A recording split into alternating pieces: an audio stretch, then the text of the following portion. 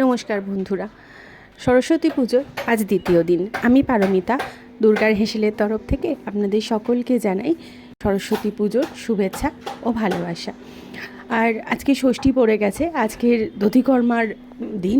তো সরস্বতী পুজোর দ্বিতীয় দিনে দধিকর্মাটা কিন্তু ভীষণ মন কাড়া। তো আজকে আমার মা যেভাবে দধিকর্মা বানায় আমি সেটা শেয়ার করছি।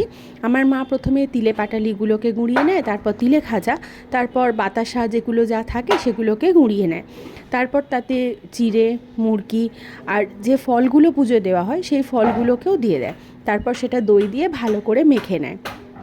তো এই যে সমস্ত জিনিসটা গুঁড়িয়ে নেওয়া, এগুলো থেকেই তো মিষ্টি আসে। সেগুলো গোড়ানো থাকলে দধিকর্মার মিষ্টিটা কিন্তু খুব সুন্দর হয়। আর অনেক জায়গাতে জল ব্যবহার করা হয়, আমাদের বাড়িতে খুব একটা দধিকর্মায় জল ব্যবহার করার রেওয়াজ নেই।